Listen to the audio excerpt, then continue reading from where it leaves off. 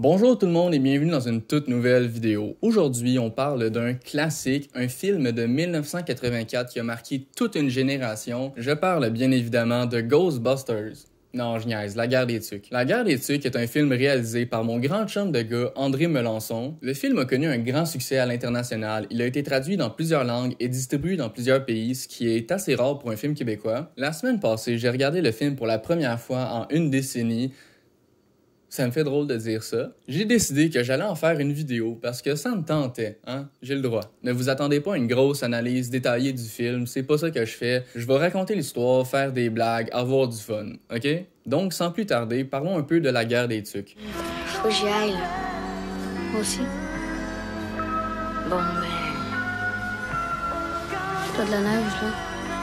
T'as un trou dans ta mitaine. L'amour a pris son temps.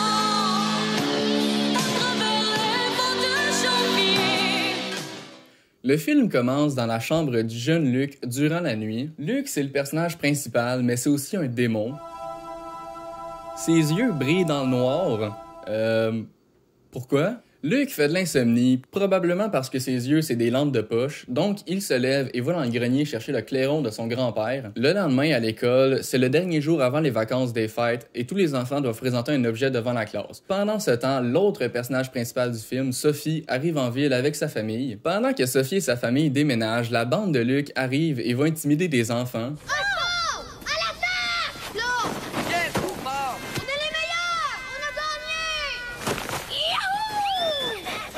Ils sont donc ben méchants. Mario Bros avec son manteau rouge, il est diabolique, what the fuck?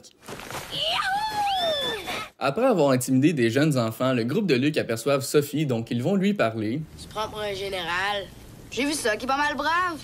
Avec les petits. Ouais, je viens de te faire parler, mon Luc. Ça part mal entre Luc et Sophie. Je me demande si dans 23 minutes 38 secondes, ils vont s'embrasser. Qu'est-ce que je dis? C'est complètement impossible. Ça n'a aucun rapport avec quoi que ce soit, mais je trouvais ça drôle. Police, lèche-moi la babine! Ouais, je viens de te faire parler, mon Luc. Après que Luc se soit fait parler, il fixe Sophie avec un regard de tueur en série. Luc, s'il te plaît! Luc, non! On reprend notre sérieux. Le groupe de Luc va ensuite avoir la brillante idée de faire la guerre, donc il se donne rendez-vous à la vieille grange abandonnée pour faire les équipes. Luc va donner le rendez-vous à 14h, mais il va arriver en avance. Pourquoi? Je le sais pas. En fait, c'est pas vrai. Ils ont une très bonne raison d'arriver en avance. Ils vont récupérer leur vieux bout de bois qui était caché sous une grosse dalle de béton. Oui, regardez, c'est le mien! Wow! C'est le mien! Hey, le mien est encore bon! Je me demande s'ils vont se servir de leurs armes durant le film. Non? Ah ben, pendant ce temps, Pierre et un autre gars dont j'ai oublié le nom sont en chemin avec Cléo. Oh, elle est donc bien cute, Cléo! J'espère que rien de mal va lui arriver. Quand Pierre, Cléo et le gars dont j'ai oublié le nom arrivent à la grange, tout le monde est déjà là. Hey, vous êtes bien en retard! C'est pas toi qui es en avance? J'ai peut-être mal compris l'heure. Fais pas l'innocent, chicoine. Luc dit qu'il a mal compris l'heure. Luc, c'est toi qui as donné le rendez-vous à 14h, es-tu cave? Les autres ont déjà écrit les lois de la guerre, Luc va les lire. La scène est un peu longue, donc je vais résumer ça rapidement. Numéro 1, ils sont divisés en deux armées, et les deux armées n'ont pas le droit de se parler, sinon ils sont des traîtres. Jamais! Seulement pour leur dire des bêtises. Numéro 2, la guerre finit à la fin des vacances. Numéro 3, la guerre commence à la levée du jour et finit à la tombée de la nuit. Numéro 4, le terrain de bataille s'endort du village. Numéro 5, ils vont se battre avec des épées et des boules de neige, mais surtout des boules de neige, il n'y a pas tant d'épées dans le film. Numéro 6, tout le monde apporte quelque chose pour faire un butin qui sera remporté par l'équipe gagnante. Une fois que les règles sont établies, François propose une idée. Hé les gars, pourquoi on ferait pas des châteaux de neige? Je descendrais les plans. Des gros forts, là! Voyons donc, les lunettes! On n'est pas dans une maternelle! Les gens aiment pas son idée, donc ils le ridiculisent. C'est maintenant le temps de former les équipes. Luc décide que lui et Pierre sont les généraux de guerre et il propose de choisir les équipes pareilles comme au ballon chasseur. Mais Pierre a une autre idée. Chacun choisit son bord. Bien sûr! L'idée de Pierre va immédiatement backfire parce que tout le monde va dans l'équipe de Luc, donc au final, son équipe, c'est lui-même, François et le gars dont j'ai oublié le nom. Luc décide que l'équipe de Pierre va construire un fort et que son équipe va essayer de voler le fort. L'équipe de Pierre n'est pas contente, donc elle refuse de faire la guerre. On est les plus forts, on fait ce qu'on veut. Ben, si c'est comme ça, Nous autres, on joue plus. En retournant en ville, Pierre croise Sophie. Ensuite, ils sont rejoints par François qui a dessiné les plans de son fort. C'est quoi ça? Les plans de notre fort. Qu'est-ce que tu fais là? Je veux faire la part avec vous autres. Va donc jouer avec ton âge. Quoi? Ah ouais? Je sais pas pourquoi, mais le frère de François le suit partout et François lui dit tout le temps de retourner à la maison. Si seulement il était resté à la maison, Cléo serait peut-être encore en vie. Ensuite, Luc et sa bande arrivent pour attaquer Pierre afin de le forcer à faire la guerre avec eux. Luc, il ne lâchera pas. T'es rien qu'une coquerelle à poil, Luc Chicoine! Coquerelle à poil! Wow! Pierre, surveille ton langage. Les deux frères jumeaux lancent une boule de neige qui atteint Sophie, donc en échange, elle leur lance un œuf. Elle m'a toute beurrée! Ça va pas? L'équipe de Luc va ensuite leur lancer des boules de neige. Sophie décide de riposter, elle va chercher sa sœur et ensemble, elles vont faire fuir l'équipe de Luc à coups de bâton. Vous vous souvenez la règle numéro 4, la bataille c'est en dehors du village? Ça, c'était dans le village. Après avoir anéanti l'armée de Luc, Sophie et Lucie vont se moquer de lui. C'est toi chez de ce bande-là? Toi, là, occupe-toi de tes affaires. Les as-tu sauvés? Luc et Sophie vont s'échanger un regard, donc officiellement, ils sont amoureux. Après ça, l'équipe de Pierre plus Sophie et Lucie vont joindre la guerre. Tous ensemble, ils décident de construire le fort de François. Pendant la construction, François fait un discours épique. Le château fort qu'on va faire, là, les murs vont être larges comme ça. Il va être plus gros que ma maison, plus haut que les arbres. Il va être super impressionnant. Il va en avoir juste un château fort comme ça, avec des tours, des créneaux, plein de décorations, des fenêtres, toutes des affaires secrètes. On va même pouvoir y manger dedans. Il va y avoir tout ce qu'on pourra mettre. Il va être vraiment super beau, comme tous les châteaux du Moyen-Âge. Super, super beau. Quelle divine performance. Vraiment, François, tu mérites un Oscar. Le jeu d'acteur dans la guerre des Tucs n'est pas excellent la plupart du temps. Le soir, Luc décide qu'il va stalker Sophie. Il va ensuite la suivre jusque chez elle. J'exagère beaucoup, mais dans le film, Luc fait souvent des affaires un peu bizarres. Bon, vous vous demandez probablement pourquoi Luc a suivi Sophie jusque chez elle. La réponse est très simple. Je voulais juste te dire bonsoir. Je trouve que tu vas bien en ski. Je pensais que la règle numéro 1, c'était les deux équipes n'ont pas le droit de se parler, sinon c'est des traîtres, donc... Qu'est-ce que tu fais, Luc? Heureusement, Lucie est là pour arrêter Luc avant qu'il ait eu le temps de séduire Sophie avec ses belles paroles. Qu'est-ce que tu fais là, lui? En tout cas, Luc Chicoine, je veux plus que tu m'espionnes. As-tu compris?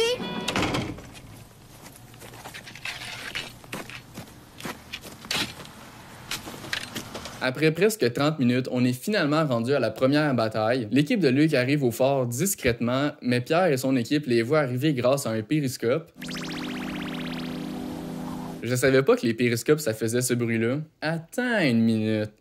Les périscopes, ça fait pas ce bruit-là. Je sais pas qui était chargé du bruitage dans le film, mais il y a souvent des sons qui ont juste pas rapport. Quand ils lancent des boules de neige, ça fait piou piou piou. C'est pas ça le bruit d'une boule de neige. Fun fact, dans la scène de l'attaque du fort, les jumeaux portent un casque de hockey en arrivant, mais quand l'attaque du fort commence, ils portent des tucs. En tout cas, André Melançon, une erreur comme ça fait pas très professionnel. L'attaque ne dure pas très longtemps parce que l'armée de Luc est composée d'une bande d'incompétents. Ils essaient de forcer la porte du fort. Franchement, guys, faut-tu être imbécile? C'est évidemment pas une vraie porte. Pourquoi il y aurait une vraie porte sur un fort fait en neige? Ensuite, Luc essaie de monter une échelle, mais ça ne marche pas.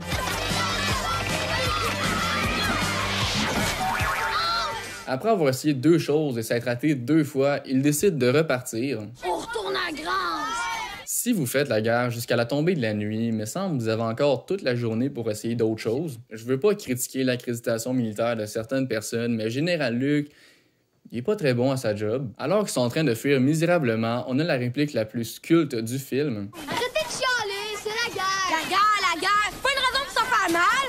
Le soir après la bataille, Sophie retourne au fort en ski. Qui est-ce qui l'attend au fort? Luc, évidemment. Ils ont un petit échange, il parle du clairon de Luc qui appartenait à son grand-père, etc., etc. Ensuite, Luc fait son move. T'as de la neige, là? Non, Luc, il y en avait pas de neige, bien essayé. Ensuite, ils s'embrassent.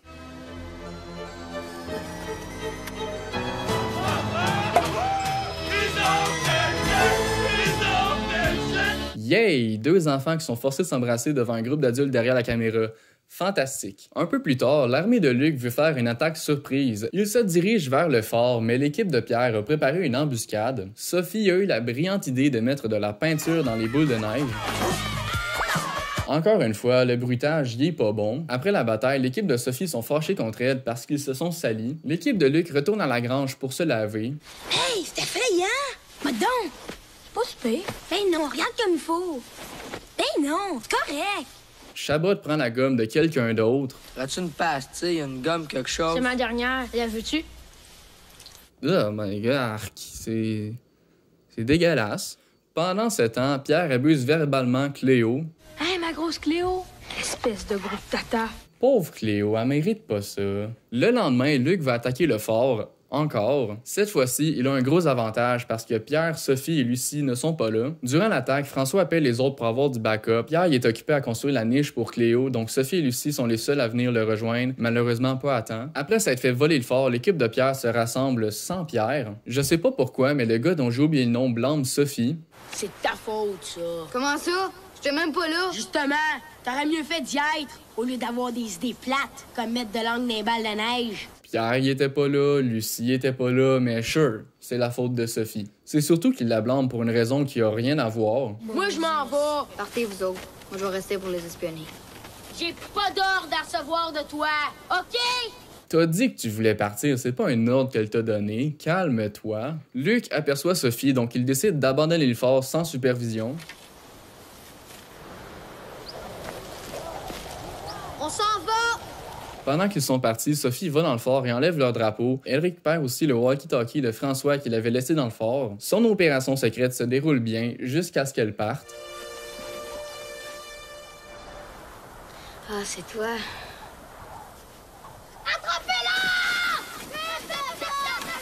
La team de Luc va la poursuivre, mais sont tous incompétents, donc ils ne l'attrapent pas. Le lendemain, Tiggy la Lune et Daniel Blanchette de Victoriaville trouvent un piège à renard, donc ils décident de s'en servir pour arrêter la guerre. Dis que je suis mort. Ils croiront jamais ça? Presque d'abord.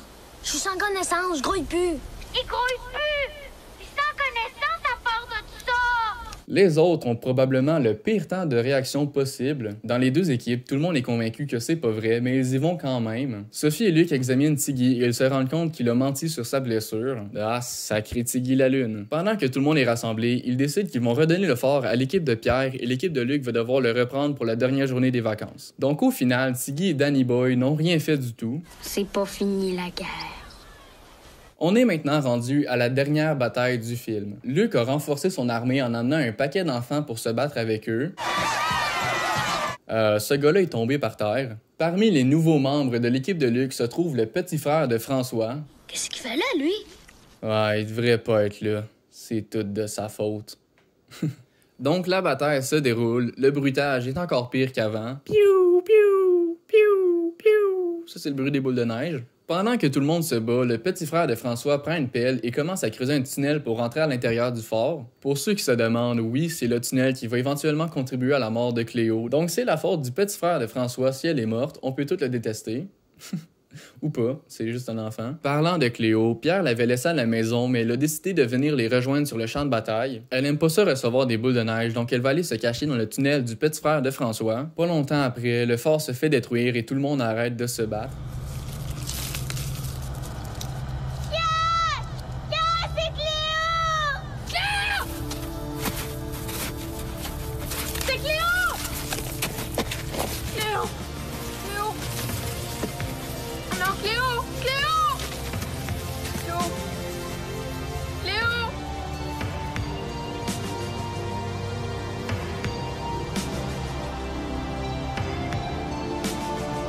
Ça, c'est le moment qui m'avait le plus marqué quand j'étais plus jeune. Cléo est morte. Il y a un mythe comme quoi la chienne dans le film a été tuée pour de vrai. C'est pas vrai. Les enfants décident qu'il faut enterrer Cléo, donc ils se rendent à la grange. Après que Luc ait mis la corde de son clairon sur le cadavre de Cléo, les enfants l'enterrent avec du riz. Ça, c'est une bonne idée. C'est pareil comme les téléphones. Tu le laisses dans le riz, ça sèche. Le lendemain, ils vont revenir. Cléo va être comme neuve. Après l'enterrement, les enfants retournent au fort pour ramasser leurs affaires et détruire ce qui reste. Et voilà, c'est la fin du film. L'amour a pris son temps à travers les vents de janvier, à réchauffer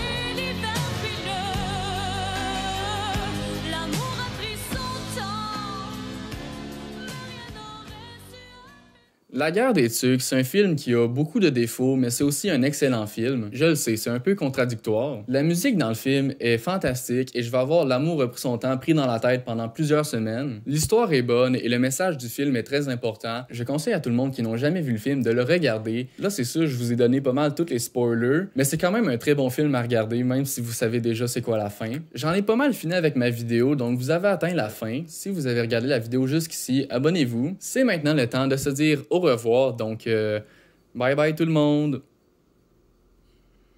L'alcool et les autres drogues, on n'a pas besoin de ça, nous autres.